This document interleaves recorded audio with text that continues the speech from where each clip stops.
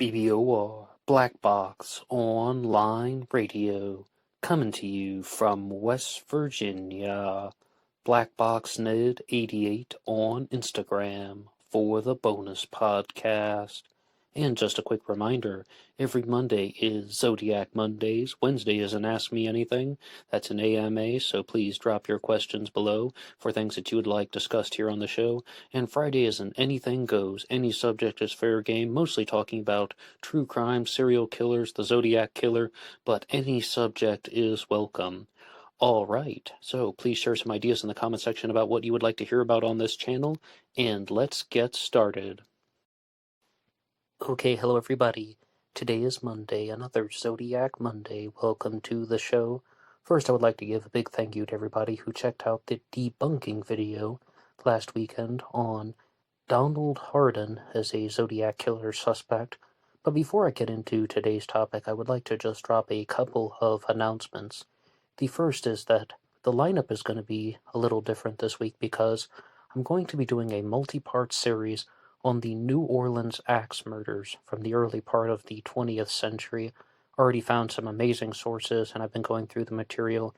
The first one will come out tomorrow to anyone who is listening to these live, and if you're listening to this in the future, there's a series on the New Orleans axe murders. The second thing is that normally you can download the show for free at LaunchPad 1. That's the podcast version without any of the visuals, but this episode today is going to be exclusively on YouTube, because it's going to happen in a way that I've never quite done the episodes before, so please stay tuned all the way to the end to see what on earth I'm talking about. And the third is that I would also like to promote someone else's channel. I talk very frequently about the Lord and Arts channel on YouTube, and I was watching one of his videos called Brain Scratch, Who is Artesia Jane Doe? And after you finish this one, I hope you'll go over there and have a look, especially if you're curious about true crime and even some of the occult connections. The reason why I'm talking about this one is because it's such a perplexing mystery. Some of the images that you're going to see going by right now are from the Artesia Jane Doe. One of them is a composite sketch that has been created, and the reason why I'm sharing this one in particular is she was found in the desert of Arizona wearing at first what they thought was a witch's Halloween costume, but upon closer examination, it might actually be a ceremonial robe. No explanation for how she died. I mean, the authorities suspect foul play, but they have not provided the details on and the cause of death behind that. And there was a sweatshirt that was found nearby her body, and a lot of conflicting stories get shared in the media.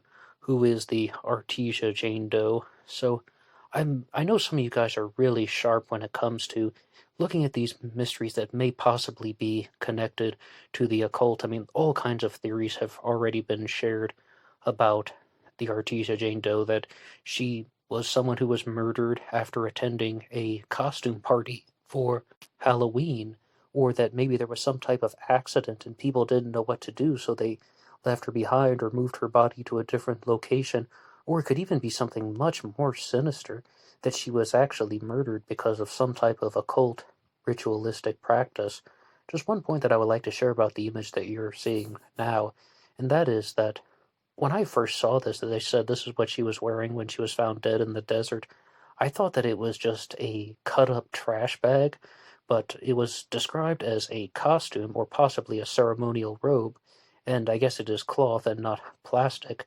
It is definitely not something that is pleasant to look at, but I'll just give you a little bit of info from this Lord and Arts video, even though I hope you guys will check it out. It's called Brain Scratch, Who is Artesia Jane Doe, one more time. But it may actually be a different type of costume, not even from a witch, because he brought up the point that a witch's costume is normally made like a dress, and this is a robe or a gown, so to speak, and it may actually be a modified version of the ghost face costume from Scream, and then somebody self-modified those tassels that are hanging off the arm sleeves. So it could genuinely be that this was part of a Halloween costume, and I say this because her body was found in October, but she's found just in the desert. And then, like, well, there's what kind of Halloween party was going on in the just in the middle of the desert, so to speak. And as I said, there was a sweatshirt with skulls on it found nearby, and the nature of the garment doesn't quite suggest any particular type of Halloween costume. As I said, if it's a witch's costume, there's no witch's hat. If it's the ghost face costume from Scream, well, where's the ghost face mask? So I would love to know what you guys think about this one. It's called Who is Artesia Jane Doe? Available on the Lord and Arts channel, and the full title is Brain Scratch, Who is Artesia Jane Doe? Okay, now, I would like to get into today's topic about the Zodiac Killer, because this is an episode that is going to share a little bit of new material, as well as getting to your questions and comments. Because I'm doing the Axeman series this week, I will not be doing the conventional AMA where I can talk about any particular subject. There will be an episode about the New Orleans Axeman instead. So, first I would like to give a shout out to YouTube user Kelly Gable, who has been talking a lot about his Zodiac Killer suspect, Robert Ivan Nichols, in the comments section. And I happened to catch that name in this Brain Scratch video for Who is Artesia Jane Doe. And something that I didn't know about Robert Ivan Nichols, I knew he was a Zodiac Killer suspect, and he's been requested on this channel several times for an episode. Perhaps there will be one in the near future. But Robert Ivan Nichols was actually the first person that was identified because of something known as the DNA Doe Project. And they said this at the end of the episode. They're trying to identify the Artesia Jane Doe. The first person that was ever identified was Robert Ivan Nichols. And Robert Ivan Nichols decided to change his name to Joseph Chandler III in or around 1965, perhaps maybe even a little bit later. This guy, Joseph Chandler, was someone who passed away in Texas at the age of 8 in a traffic accident. So Robert Ivan Nichols assumed his identity, and his family even declared him missing. And I was just reading a little bit about Nichols, and he definitely seems like a very, very bizarre and quirky individual. They had this story about how he drove 700 miles to the state of Maine to shop at an LL Bean store, but then there was no space in the parking lot, so he drove back. Just very, very bizarre, odd, and unconventional behavior. And I'm the first to admit that being weird is not a crime, but assuming the identity of somebody else and just doing things like fraud, that stuff definitely is crossing into some criminal territory. So when that's all partnered together, it definitely becomes a little bit more suspicious. But yeah, Kelly has definitely been encouraging me to take a closer look at Robert Ivan Nichols, and I definitely will now that just hearing a little bit more about him and learning about all the bizarre aspects of his life. Another person, though, that was successfully identified because of the DNA Doe Project was Marcia King, who was previously known as the Buckskin Girl. I first learned about her in 2017 just because of Wikipedia. Her image from I guess you'd say the morgue, was posted on Wikipedia, and it was very graphic, but it definitely caught my attention. And then I learned in the spring of 2018, less than a year later, really, or just around a year, that Marcia King had been identified, and the Buckskin Girl was no more. She is now referred to by her actual name. Now I'd like to go to the next comment, and that is from Doc Astrov, who has something to say on the episode about the 340 cipher. And he says, I think that the Zodiac Killer was brought up in Wales. The misspellings are phonetic Welsh pronunciations, and D-Pete and Mikado references are very British.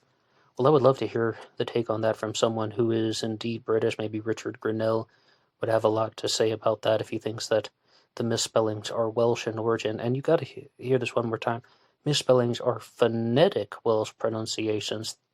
I think that Doc here means that they aren't like spelled out like the conventional Welsh words, but the way that the Welsh language would be pronounced if it was transcribed into English. No, that's definitely something to be curious about. And you have to remember somebody like Soren Korsgaard, who said that the Zodiac is saying Happy Christmas, not Merry Christmas. So that leads you to believe that maybe there is some type of British influence, although Soren Korsgaard was leaning toward the Zodiac Killer being Canadian as opposed to being from the United Kingdom, were brought up in Wales, but I think he may have said that the Zodiac could have had a British parent or something like that, and it's affected his English in this way.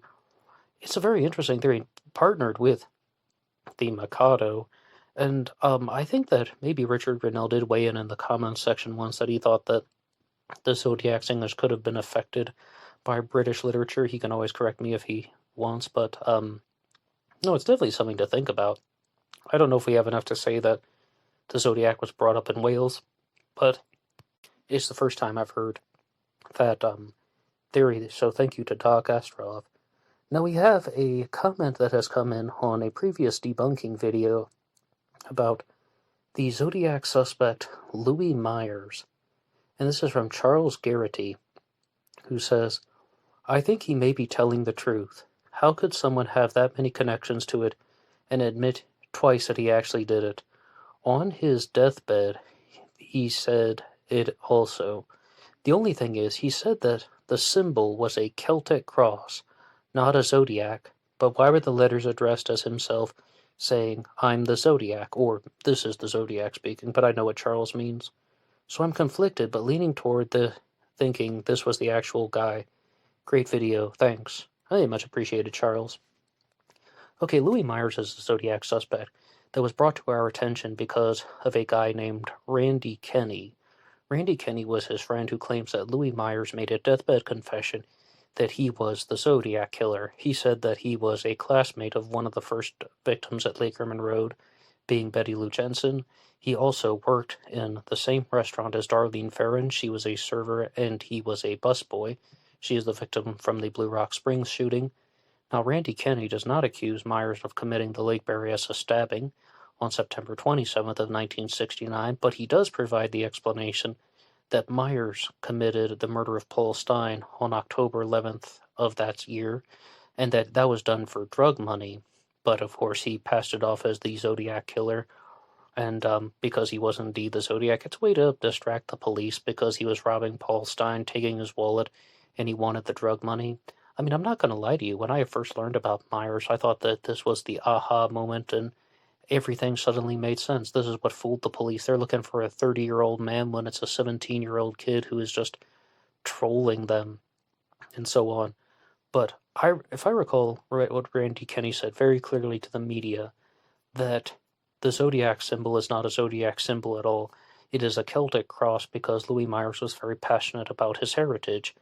Well, I mean, I can give him some slack, but I mean, no, that's an excellent point. Well, then what on earth is he talking about? The Zodiac said very clearly, this is the Zodiac speaking. Now, if you're going to say your suspect is Don Chaney, well, they think about all the talk about Zodiac watches.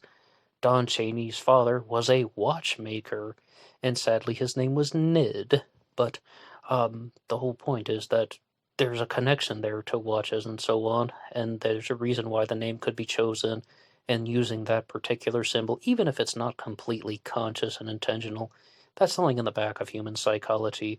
But for Randy Kenney to say, no, that's not a Zodiac symbol, it's a Celtic cross, except for the fact that it is a Zodiac symbol and it's from the Zodiac watch.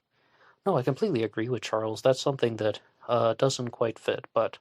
Now, Randy Kenney has a YouTube channel, and it's under the same name. His last name is spelled Kenney, and I'm going to play a clip from one of his videos, and then we can respond to it. Let's just hear what he has to say about his Zodiac killer suspect, Louis Myers. My name is Randy Kenney. I am the Zodiac Killer's advocate. As a result of a friend's last wishes that I had said I would honor after he passed away, I'm going to the authorities and letting them know that he was the one responsible for the Zodiac murders. It is something that started when he was in high school. He lived in Vallejo, California, and he's the one that is responsible. You know, I've been working on this or trying to come forward with this information since 2001. After he told me, it's been so hard to talk to the authorities. Finally, I did find somebody that would listen to me. It was a producer from ABC. His name is Jim O'Donnell. He's an investigative producer. and he was the one that followed up with this story, and I had showed him, what we had, and that I could prove that this guy was in these places at these times during the time period of the killings, and when the time period of the killing stopped, that he was at. Okay, now I just have to have one small interjection in there because I'm almost about to just lose it when I hear that. Alright, you proved that. Well, what exactly was his point with that? And excuse me for just this massive interjection here, but what is his point with that? You knew somebody who lived in Vallejo? You had a friend who is from the geographic location of Vallejo? Like, how is that? Do you have anything else other than that? And I know that he's going to establish the fact that he says that Louis Myers knew Betty Lou Jensen, or at the very least, they were classmates. They went to the same high school. I'm sure there were other people who went to that high school as well, other than Louis Myers, but also having a connection to Betty Lou Jensen and Darlene Ferrin, being the busboy in the restaurant when she was a server, and the very simple explanation provided about why the Stein murder is different and so on. But, oh yeah, put a radian on top of Mount Diablo and, concerns radians and inches along the radians. That is typical language of a 17-year-old. Sorry, no it isn't. Of the country. And the authorities at this time won't tell us what they're doing about it. All they will say is that it's under investigation, or an ongoing investigation, I should say. But on Monday, the 24th, on ABC 7, KOGB TV, San Francisco 7, they're going to be running a special, and it's going to outline the person that is responsible for this. And over the week, as you can hear there, he didn't reveal the name to the public yet, but we know that this person is now Louis Myers. Weekend, they're running promotional advertisements to promote the segment that's going to be run. And if you watch ABC 7, KOGB 7 in San Francisco at this time, you will see the segments of who was responsible for this. And there's one more thing that I'd really like to say. Tom Voigt, I did give you an opportunity to take and be a part of this, and your remark in the email that you sent back was, I get better offers from Ed McMahon every month in the mail. Am I?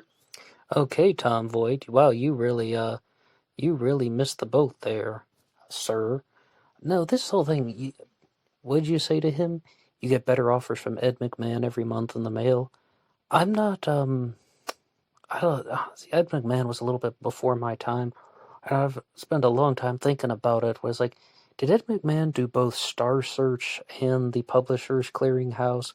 I think I did see him on the TV or something, like doing the Publishers Clearinghouse things where people get money and such, but I'm pretty sure he was the Star Search guy, and by the time I was growing up, it was kind of just a well-known thing, and people would have, like, there was this one commercial where Ed McMahon was going, like, house to house, and he's just trying to tell people something about how they can save on their phone bill or something. They're like, oh, Ed McMahon's here. Hey, kids, start tap dancing, because he was the Star Search guy. I know that this is not important. I'm too lazy to Google it, then I could get my answers. But this just reminded me hearing right now. But hey, shame on you, Tom Voigt. You missed out on the greatest discovery of all time, according to Randy Kenney. Sorry, that's sarcasm. Yeah, but I think you can even hear it in Randy Kenney's voice about how enthusiastic he is about this discovery. Yeah, you, Tom Voigt, I gave you a chance, and you missed it. Okay, well, don't hold back your passion or anything, Randy Kenney. Reply to you was, I should say, ouch, slamming my own fingers in the window of opportunity. Good going, Tom. I don't know you, so don't tell the ABCs that you have investigated this. We've had any other contact other than that one email.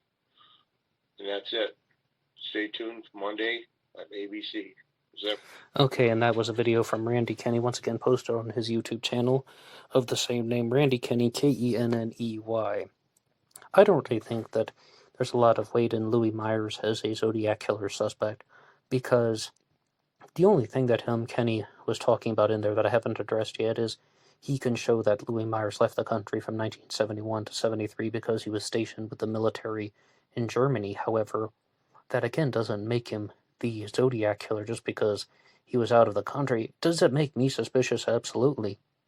As I said before, I thought that there was such a large amount of credibility to this case put forward by Randy Kenney, but I noticed that there was a website called GabrielBronze.com. I hope it's pronounced like that, Gabriel Bronze, that had all of these ways of pulling Randy Kenney's name out of these ciphers, right out of the Zodiac ciphers and such. And I was very surprised about that because, much as I said in the Don Harden video, you can't just turn somebody into a suspect because they claim they made a discovery. It's insufficient evidence of the highest order, and it's also an impractical way of thinking. Like, just because somebody has come forward with a piece of information, it does not mean that they were the Zodiac killer and that they were guilty of anything else other than coming forward with that piece of information. It's like, fact number one, they made a discovery or they claim that they can reveal something. That doesn't mean that they've committed any other additional actions of any kind. So I really hope that Randy Kenney doesn't go on to become a Zodiac killer suspect himself. And I was messing around a little bit with this website, GabrielBronze.com, and I saw that they also pointed out to some forensic linguistic evidence of how there is, I guess you'd say, Randy Kenney's speech pattern. When he says, Louis Myers told me, I am the Zodiac killer. I killed those people. Listen to what he said. He said, I killed those people. Not that Myers did. But look, the biggest thing about Randy Kenney's statement is, it's all hearsay. No, I don't read into that forensic linguistic stuff. It's all hearsay. All he has is that somebody else has told him this. You know, as Judge Judy would always say, don't tell me what somebody else told you. That's hearsay. It's not evidence. Okay, well, Randy Kenney needs to go on Judge Judy, and then she can tell him, don't tell me what somebody else told you. It's hearsay. It's not evidence. All right, so do we just put this to bed? Oh, for now, yes, absolutely. I mean, definitely would just put Louis Myers not even on the back burner. You can put him in the cupboard somewhere far away. If there ever is some type of revelation that Randy Kenney was right about all this and that he was telling the truth. But, oh, wait a second, I missed out on the biggest part. I left out the biggest part, so let's just hear that. And that's it. Stay tuned for Monday at ABC, San Francisco at 11, and you will know who this is and how he got away with it. I didn't tell them everything. There's a lot of stuff that hasn't been told to anybody yet. That's the intellectual properties of mine. There's a lot of unsolved murders that this guy is responsible for, and there's a lot of things he had told me, and, well, they don't know everything yet. Stay tuned. Did you hear that one line about intellectual properties? So I would like to give credit to somebody in the comments section named Hilston, Hilstinn, Hilston, who says, here's my question. How can you say that these are intellectual properties of yours, then claim it as details about unsolved murders? That information is not yours. That information belongs to the courts, at law enforcement, and most importantly, the victims. And to wait until this person is dead to come forward with the information, convenient, but more importantly, it should be considered deliberate indifference. I think they mean interference, or like interference with an investigation, rather than indifference. But yes, I mean, what is he talking about? Intellectual properties? And part of Randy Kenney's story is that he heard this deathbed confession from Myers, and that he was told that he needs to write a book about it. Well, Hilston hits the nail on the head right there. I mean, immediately, why didn't he just call the police? I mean, okay, I get it. Maybe Myers would have passed away very shortly after this, but I have no idea if Louis Myers was able to talk to anybody else after Randy Kenney. I don't know anything about that conversation, other than Myers allegedly said that Randy Kenney needed to write a book about the case, about Myers' confession that Louis Myers was the Zodiac killer, and that he needed to donate the proceeds of the book to the families of the victims.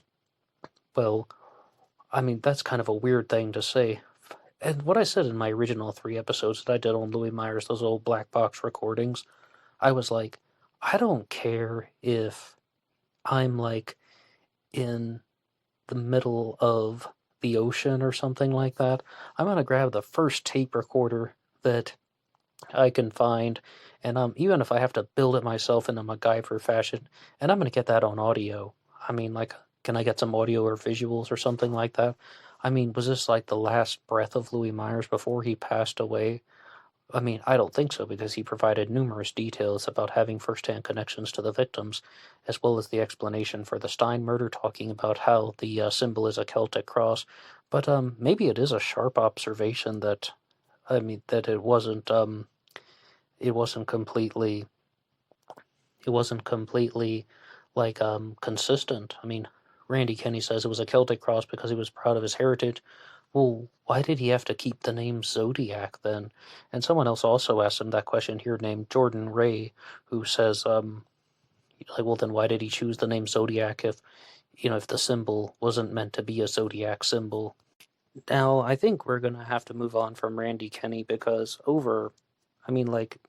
it's just simply, I don't think I have anything else to say other than calling the media before you talk to law enforcement and such. Or maybe he did and they didn't listen to him. He did say something about trying to get somebody to listen. So I don't want to be too hard on the guy because I don't actually know everything that happened. Something about that really bothers me, that he heard this deathbed confession and yet he didn't get in contact with the authorities. And see, this is why audio and visuals would have been so much more valuable. If he had a video of Louis Myers making this confession, I think the authorities would have been a lot more willing to listen to him and such. But I said I was going to move on from that, and I would like to talk about the next subject. Tyler Grover has sent me a very lengthy message over to the email address, blackboxonlineradio@aol.com. The address is posted in the description box. Anybody can write the show there. And this is a comparison between the Zodiac killer and the Anthrax killer. And they also share a commonality in that Robert Graysmith has done books on both of them. If I recall, Graysmith's book was about the Anthrax killer while it was still an unsolved case, and little Bobby, as we can refer to him as, was up to his old tricks of blending in the facts with fantasy-filled fictions, so to speak. But I will read Tyler Grover's message about the Anthrax killer in comparison to the Zodiac. I love listening to your show, Ned. Thank you. I will try to keep this as short as I can, with getting all the information in the email. Again, I'm not a guy who's prone to think that everybody is the Zodiac or anything like that. I really think that it's most likely Don Chaney, but after reading about this guy, I couldn't get it out of my mind. A few months ago, I was watching a true crime show, and a commercial came on talking about the Anthrax attacks after 9/11. I thought, oh yeah, that happened. Why don't I know more about that?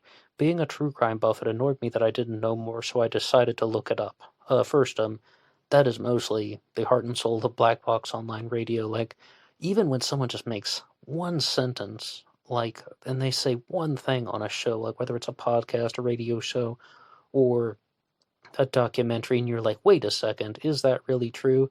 And you just want to investigate, or just this year, maybe someone will say something about the Anthrax killer, and you're like, I want to know more about that. I love doing it all the time. That's mostly what I do here. Good stuff. The first thing I saw when I looked at it was, oh, I skipped a section here. Pardonnez-moi. The person responsible died of suicide in 2008. His name was Bruce Ivans, Bruce Edwards Ivans. The FBI was closing in on him, and he overdosed on Tylenol. The first thing I saw when I looked at it was the envelopes, and the anthrax was sent in them. One was to Tom Brokaw, another was to the editor, etc. I didn't think much of it. The next web page had some letters from him in the 1990s. The letters were to show his state of mind, but the thing I noticed was that the Zodiac F, I rarely see an F written like that, and it always makes me think of the Zodiac. Granted, the letters are 30 years after the crimes, but the F really sticks out. That made me take another look at the envelopes. The next page had an article about when Bruce Evans was interviewed with a therapist throughout the years. The therapist mentioned how Bruce Evans was obsessed with the sorority Kappa Kappa Gamma and how he had stolen their ciphers in the article. It was noted that Evans repeatedly used the term ciphers, again, something I don't see very often in everyday language, except in the Zodiac world. You know, that's something very, that's a very good statement. I don't really think I see the message ciphers too much. People say codes all the time, and, people even talked about that with a Christmas story and so on. Drink more Ovaltine, please. And that pretty much was the solution to the Z340. Thank you to all of you guys who weighed on that. Multiple people sent that in the comments section. But, yeah, people definitely more say things like codes, cryptogram, that's another one, as cipher. Mostly, yeah, just in the Zodiac world.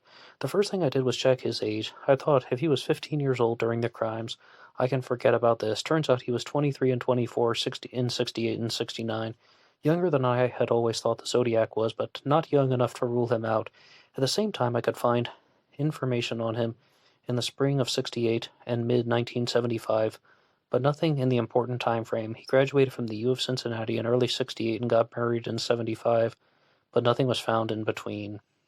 It was then that I found and ordered the book The Mirage Man by David Willman, and this tells the story of Bruce Evans' life from a child through the Anthrax attacks.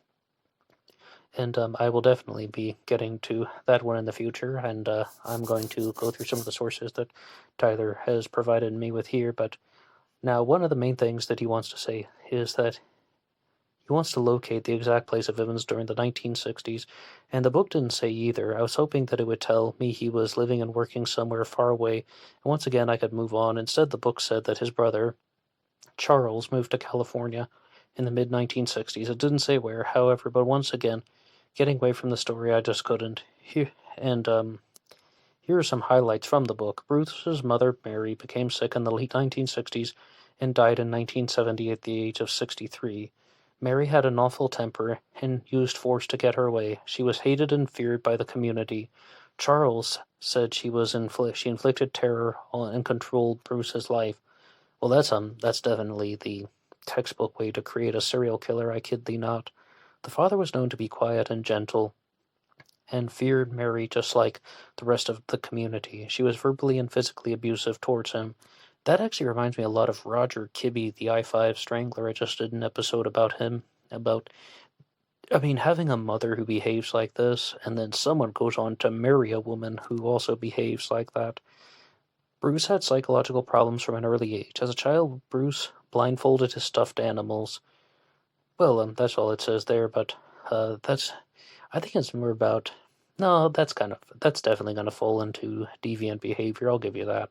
Classmates described him as physically and socially awkward, craving approval, struggled to fit in, acted out weird ways in order to fit in, very intelligent and wanted everyone to know it. Described as backwards with the girls and unable to communicate with them. All right. Unable to communicate with girls. 80% of men are unable to communicate with girls. You ever heard of the 80-20 rule or something like that? But the other part here is acting in weird ways in order to fit in. That reminds me so much of Jeffrey Dahmer. And there was a book that was put out by Derf Back Derf, called My Friend Dahmer. They made it into a movie. I did a response to the movie here on this channel, or I used it as some of the source material. I always try to watch those films about serial killers, especially to compare the dramatizations on film to the real-life stories. My Friend Dahmer, because it gets to show you his life as a teenager, and it's just that. Doing obnoxious and outrageous stunts to gain approval. And I'm going to share some things about the world of a serial killer later on in the episode. But I also want to, I want to first get through this here, then we will talk about serial killer psychology in just a second. As a teenager, he would ask neighbor kids if they wanted to see gunpowder and materials he had made in his basement. When the FBI searched his home in the 2000s, they found bomb-making materials and many different caliber handguns with extra barrels. Basement was also used as a firing range through phone books. These are also quintessential signs of either a serial killer or a mass shooter. Bruce was in high school theater and plays. Bruce asked a girl out in college who rejected him. She was from the sorority Kappa Kappa Gamma. Yep, those rejections last a lifetime and such. And he became obsessed with the sorority and seeking revenge on them, stealing their ciphers and book of ritual. Ugh, not gonna lie, that is definitely creepy. And I did write a response to Tyler saying that, okay, maybe this guy isn't the Zodiac killer, but he is following some very typical serial killer patterns, very typical psychological patterns, rejection from society, inability to have control over anything or anyone, always being at the bottom of the social hierarchies, and of course abusive relationships with the parents. Bruce was in therapy at least since the mid-1970s. One psychiatrist said he was the scariest patient I have ever treated. They said the same thing to me, and I turned out all right. Told the therapist that he carried a gun since college and would shoot at walls in the classroom when alone. Yeah, I never did that, though, so that's why, even though I bothered people, I never did stuff like that. A BB gun, maybe. Told therapist he had experienced getting revenge and saw himself as an avenging angel of death. That one I did used to say. The avenging angel of death part, yeah, okay. But, threatened to kill a different therapist who had called him homicidal. Well, dude, that's just dumb. What's your point? Someone calls you homicidal? Okay, well then I'll kill you. What's the point? Literally, dude, what's the point? That's just pathetic. I mean, like, why would you let them be proven right? I mean, how could you let that exacerbate your tendencies? Don't you want to be in control of something? Isn't that what it's all about? If it's all about getting revenge and so on, all right, get your life in order and so on. Refused to be hypnotized in case something buried deep from the past would come out. Throughout the late 1970s through the 1980s, Bruce wrote many letters to newspapers and magazines, switching to writing emails in the 90s and 2000s. His psychiatrist said he had a strange compulsion to draw attention to himself by letters to newspapers and the way he talks and writes to people. And we also should bear in mind, by the late 80s and early 90s, it's possible that he was influenced by the book Zodiac by Robert Graysmith, Time 17 by Gareth Penn. These publications were widely distributed, and he had many medications throughout the years, but said that he could resist the urge to do harm. Oh, but could not resist the urge to do harm. But the therapist said that he spoke in an expressionless monotone. Yeah, even if this guy isn't the Zodiac killer, these are still all the budding signs of a serial killer. Now, first, a big thank you to Tyler for writing all this out here, and I guess I'll just give Tyler's concluding note here.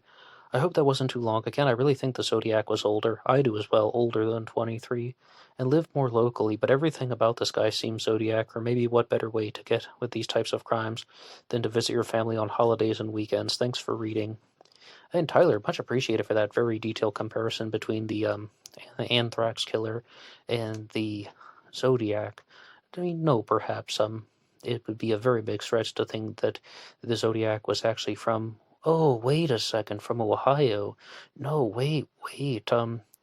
There was something in the video from Skating Crow Productions. I mean, I read Tyler's message before when he said the guy went to Cincinnati. I completely forgot about this. There's that video from Skating Crow Productions where she theorized that the Zodiac was from Ohio, that he may have spent time in Zanesville, Ohio, and she had, her own linguistic markers. I don't remember too well. I reviewed that one about 5 or 6 months ago, but yeah, there is a theory out there about the Ohio connection, and that channel is called Skating Crow Productions. What was it called? The Zodiac's Wasteland, I think was the title of her video. Don't quote me on that. It literally just came to mind right now. But I know it's a very, very similar setup. I mean, but you see this, though, with other serial killers like Ted Kaczynski, the Unabomber. Very similar psychological elements that are found in the Zodiac Killer mystery. And to talk about serial killers in general, I'm going to share something with you guys. This is an older episode of Black Box Online Radio. It's about 10, 12 minutes long, and I'm not going to do this a lot in the future, but I'm going to play an older episode, and you can hear it because I would like to respond to it in a little bit of a different way. And I'm definitely not going to play the older episodes, like the old black box recordings, the things with the bubbles frequently. But let's look at how all of this ties in to serial killers and the Zodiac. BBOR Black Box Online Radio, coming to you from West Virginia.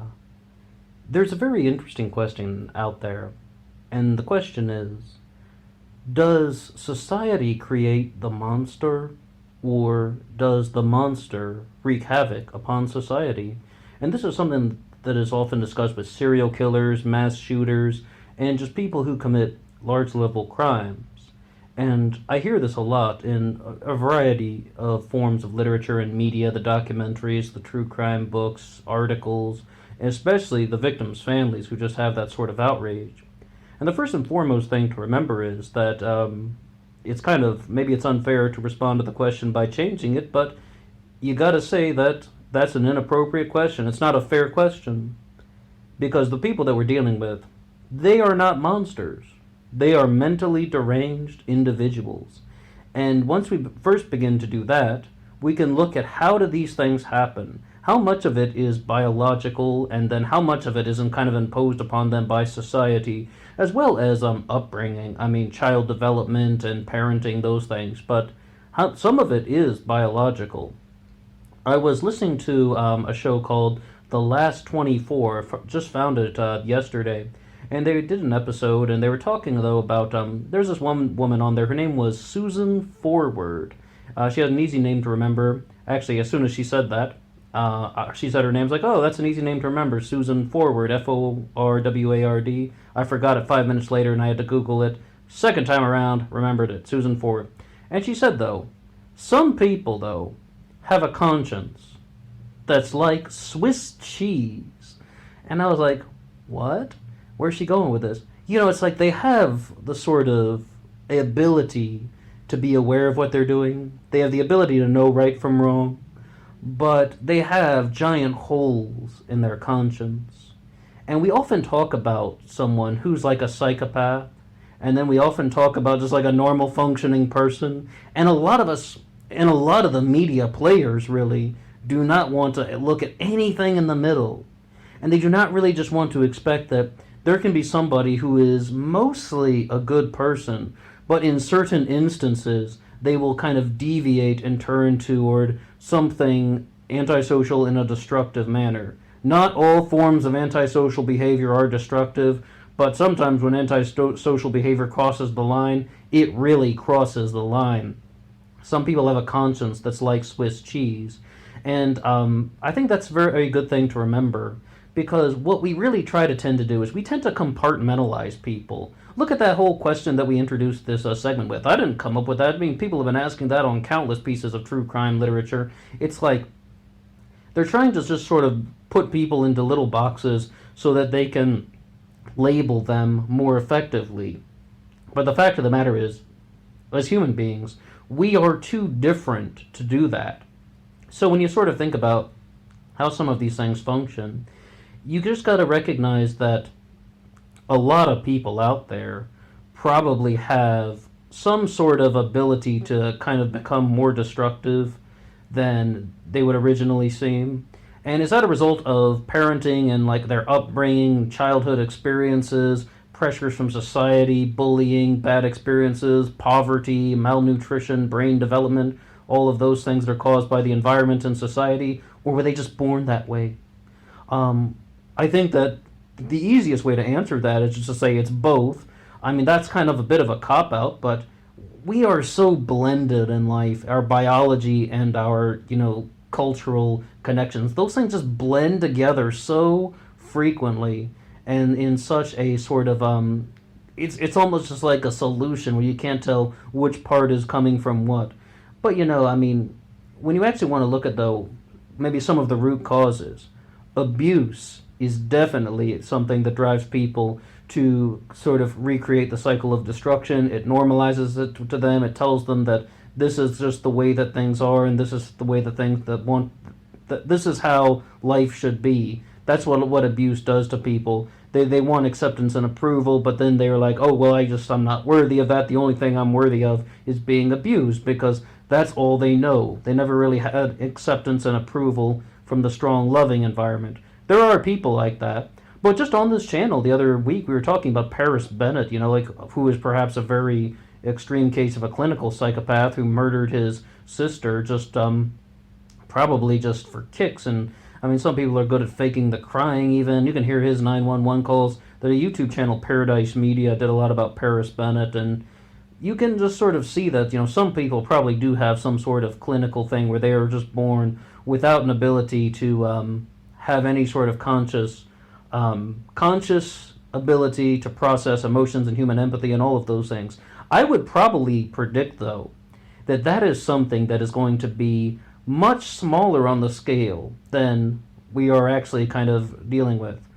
And the reason I say that is, every single day I watch at least one true crime program, and I hear the word psychopath thrown around so frequently, and they're just almost like anybody who committed a single murder is a psychopath. I mean, that's the way that they're trying to make it out to be. And then, sometimes they use the word psychotic break, but I don't really think that those things are getting to the heart of the issue. If anything, I think that that's just kind of trying to conflate a bunch of things into just, it's like saying good people, bad people, as opposed to looking at where do these things come from? How do we get to the heart of the issue? What is really going on with people? I have said very clearly on this channel that I'm not so focused on what is a person thinking exactly when they're committing the crimes or when they're doing certain actions. My sort of particular moment of enthrallment is what are the motivations that drives a person to do these things. And it's not only true crime and like criminals, it's also politicians. Like, what is their genuine operation? What is their genuine motivation for their political platform? And you can find that that's it's an equally fascinating thing, because it's like, are they driven by things like the deep state? Are they driven by outside financial contributions? Are they driven by agreements that they have made, favors that they're going to return in some quid pro quo fashion? It's like, what is the driving force of a politician? That's kind of on a very, very big scale. And when you have something like that on a smaller scale, with things more like personal experiences, then you kind of get the sort of antisocial criminal. So what we can see from a lot of these cases is just that there really is a certain sense of society does have some nasty elements into it. The more we get into true crime, the more you see that society is messed up. Of course, we all growing up hearing about these serial killers, and we hear about the things they did. Who didn't hear about Jeffrey Dahmer and John Wayne Gacy and Ted Bundy growing up? But when you really hear about some of the other people, like I just heard about Dean Corll, the Candyman, and like he's just a horrible murderer and a torturer, and it just, society is messed up and it's fractured. And there are some very nasty and evil people in the world.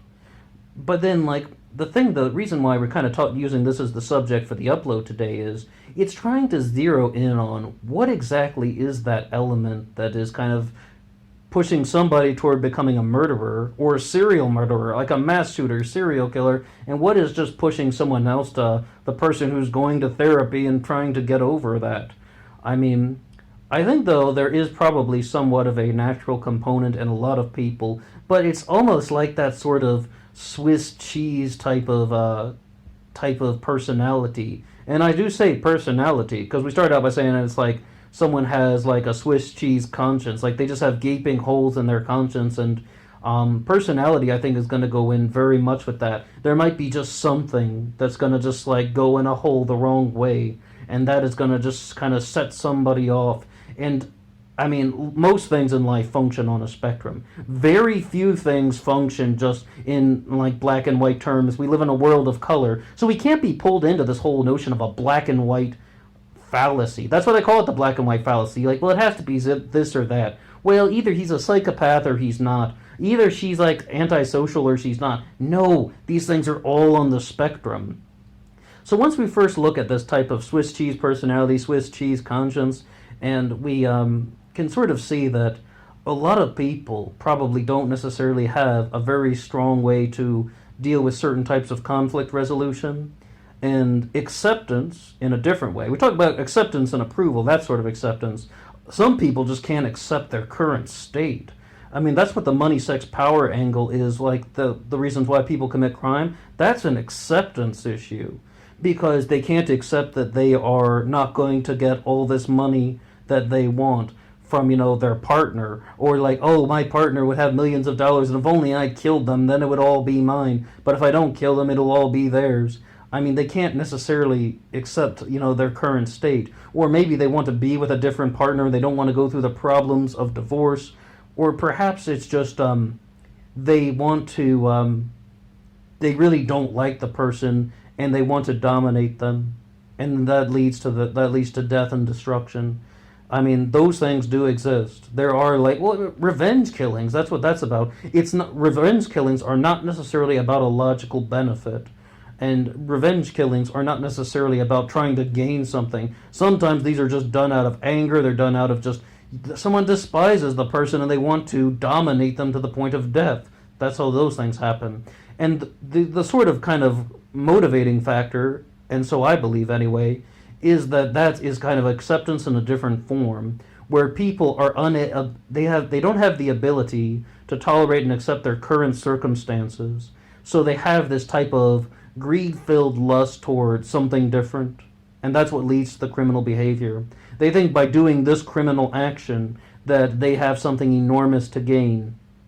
And the Chris Watts case is an excellent example of that. We've mentioned that one a few times, though, on these like types of psychological discussions, though. But that's just, the example of somebody murdering his family because he doesn't want to get caught. Well, I was recently learning about the case of David Cam, and that's kind of a more complicated issue because we're still kind of dealing with, it's sort of like a whodunit almost. We're not necessarily 100% sure of his guilt, whereas in the Chris Watts case, we are. With the David Cam case, I mean, somebody's family was murdered, and they don't know if he did it for his own sort of selfish reasons, or perhaps someone else did, because there's another suspect involved with that named Charles Bonnet. But that was an old episode from 2019 called What Creates Evil in Society, the wonderful black box and pink bubble days. I miss those days, they were awesome. I did mean one thing that I said in the video, just to share something on a personal note.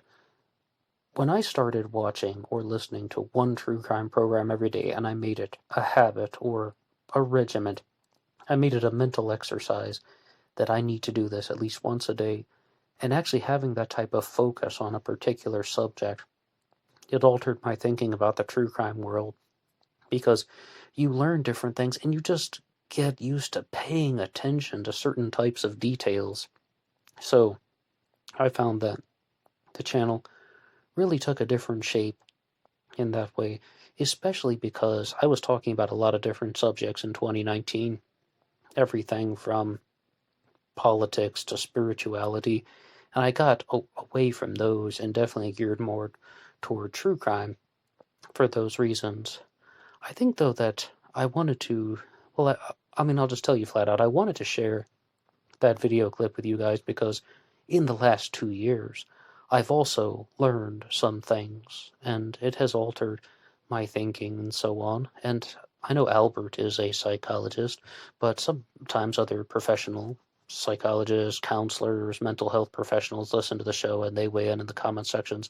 I would totally welcome you guys to give your response down below.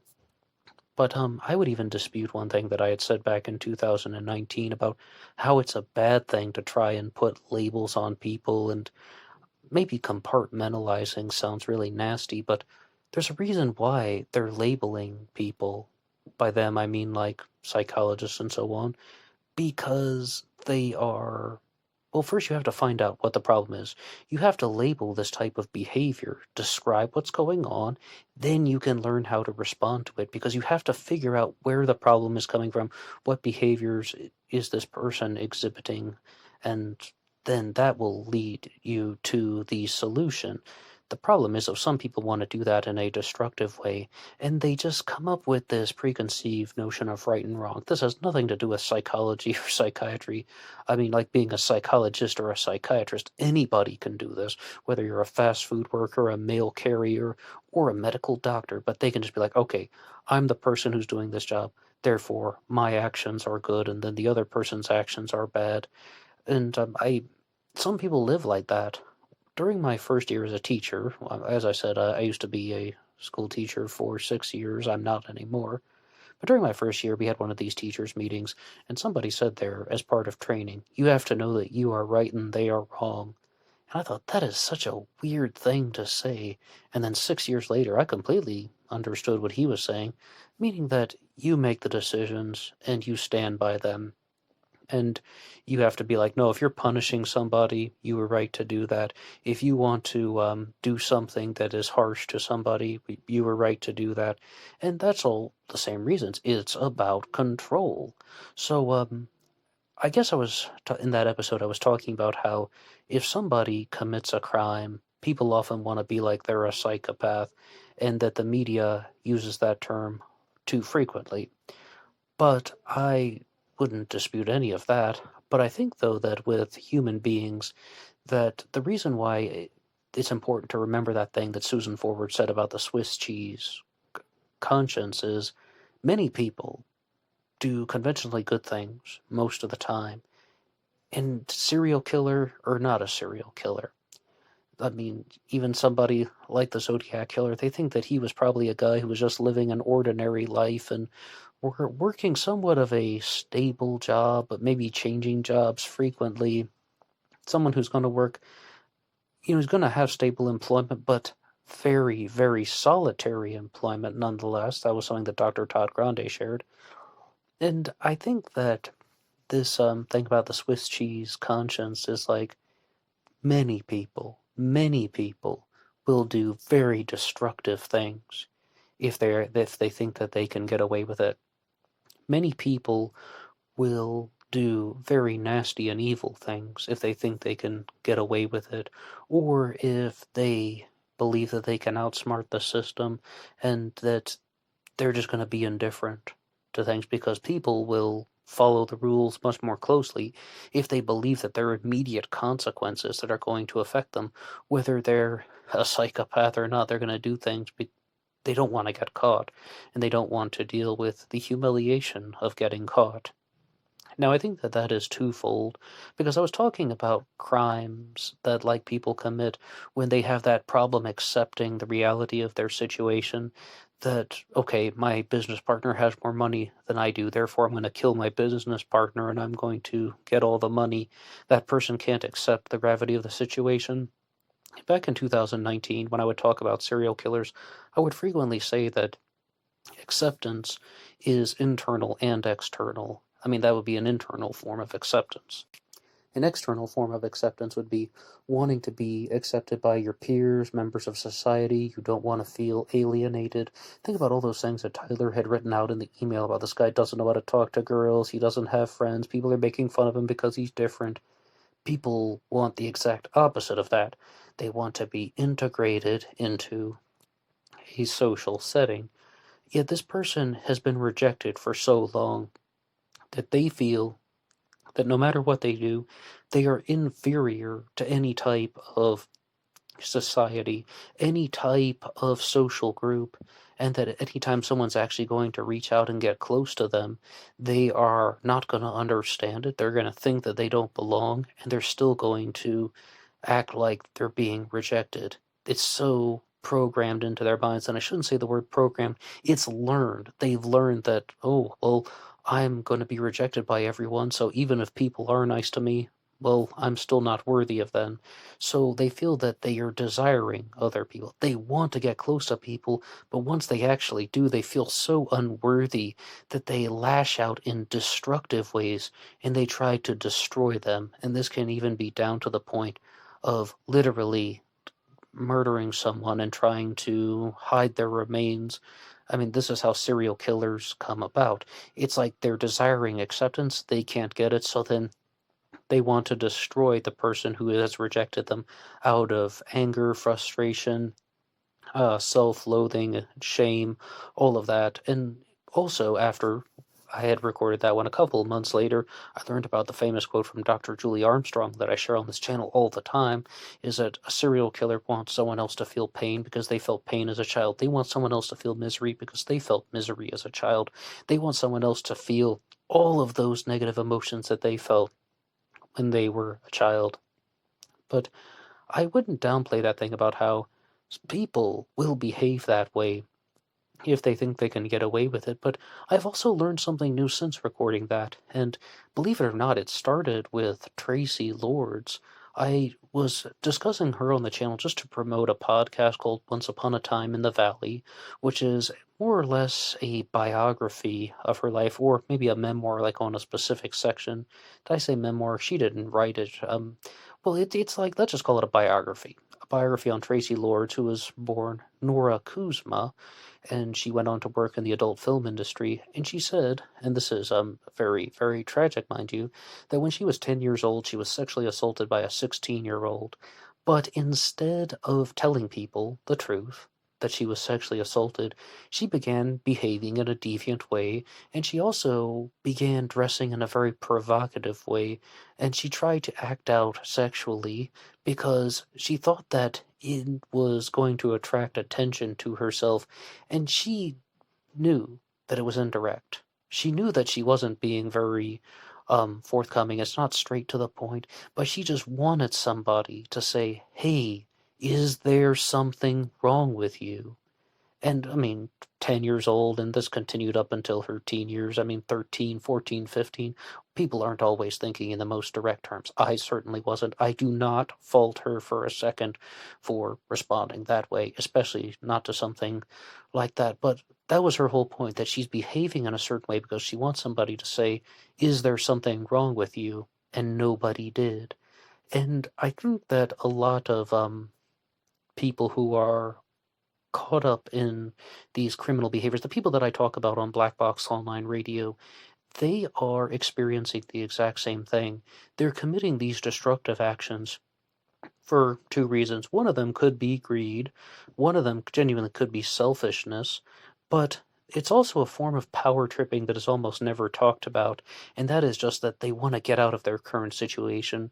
When you look at somebody like Gypsy Rose Blanchard, then you can see very clearly that, yes, indeed, she committed a crime. She was an active participant in the conspiracy to have her mother murdered because her mother was being very abusive toward her, because she wanted to be free from the cycle of abuse. And I think that happens much more frequently. Recently on the channel, I was talking about Hemi Newman and the murder of Rusty Snyderman. It became somewhat of a media sensation because Rusty Snyderman's wife, Andrea Snyderman, may have been having an affair with Hemi Newman, but he was the guy who rented a silver van from a rental car company, drove to where Rusty Snyderman was, murdered him, and then later on returned the van to the rental car company, and the police traced the vehicle. They're like, okay, well, I mean, it was this van that's been seen on this, surveillance camera. They traced it back to the rental car company. Well, who was in possession of it at the time? Oh, it was this guy named Hemi Newman, and he was convicted. It's an absolutely poorly planned crime. No matter what you say about the guy, I was just so curious about how, was that someone who was doing this just to get caught, just to get out of a very destructive situation and create this horrible, horrible, illegal distraction, just so he wouldn't draw attention to his own shortcomings in life? And don't misunderstand me, he was wrong. I mean, he committed a murder for his own selfishness. He was wrong. But it goes to show you how muddled and desperate the thinking is of people who are in these criminal situations. And I know this is away from the Zodiac killer, but I think it's very important to talk about serial killers and people in the true crime community in general, and this is blending in some elements of true crime talk radio, but also I get a lot of this from the Chris Watts case, because even though I said something in the very end of that old episode about it, with Chris Watts, you can see this very clearly in the documentaries. He took a lie detector test about murdering his wife and children, and he failed. And the polygraph examiner asked him, now, did you fail? Like, you came in here and you took the test because you wanted it to be over. You wanted to come clean and you wanted it to be over. He wanted an escape, most likely. And it's the same story with other people. With all of those people, Chris Watts, Hemi Newman, Gypsy Rose Blanchard, and even Nora Kuzma, they were doing things because they wanted somebody to put the light on them and say, Is there something wrong with you? Is there anything I can do to help? And they went about it in such indirect ways that were horribly impractical. But human beings do not always think in practical ways.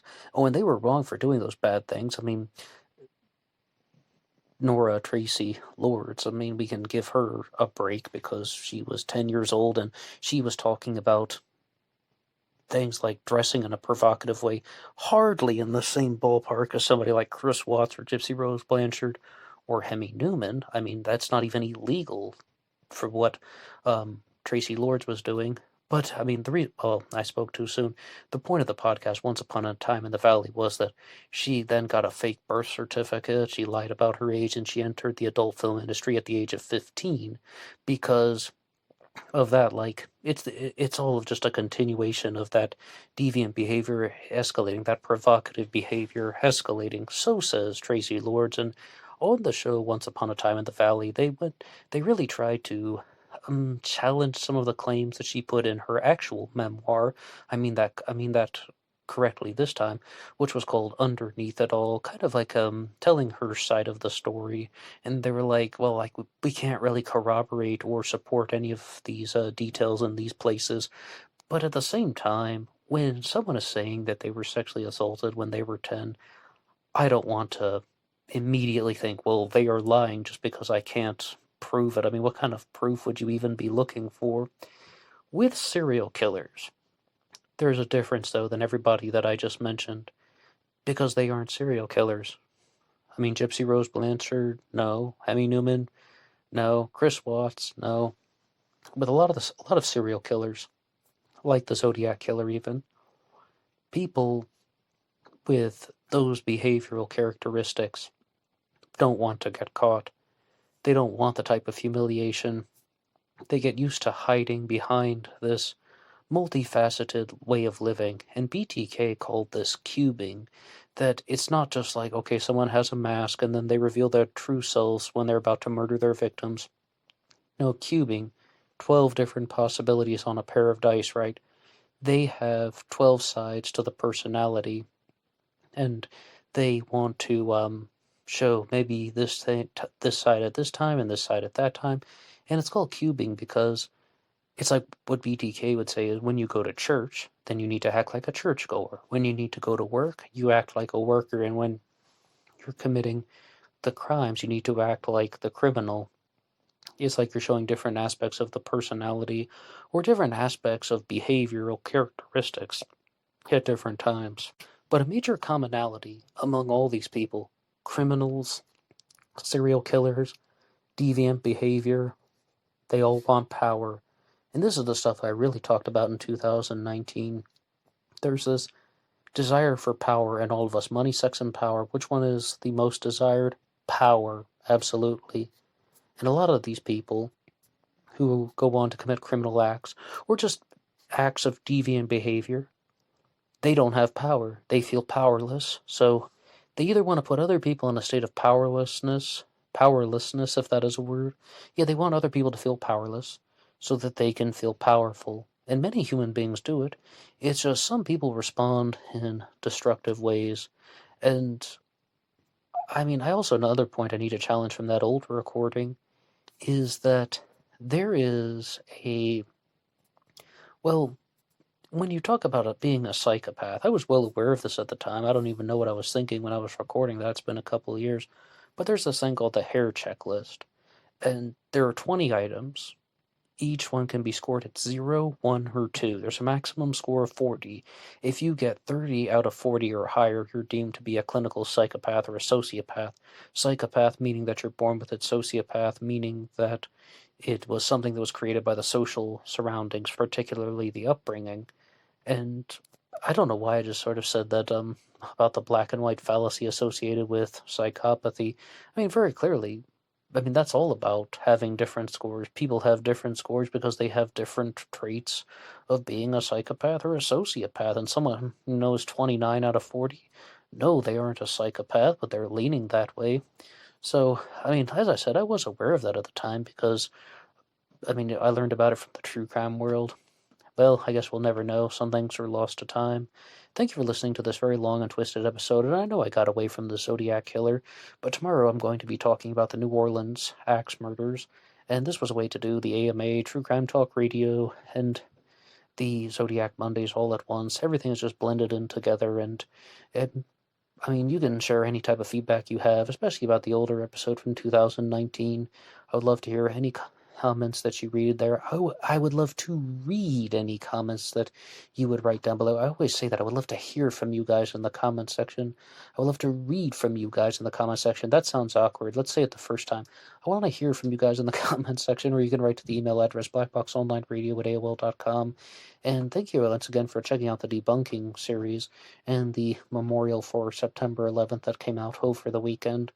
And please look out for some new things on the Zodiac Killer channel in the future. Once again, this episode is exclusive to YouTube and won't be featured on LaunchPad 1, but I appreciate you guys listening all the way to the end. You are awesome. And remember, being weird is not a crime. Alright, that's all for me now. Until next time.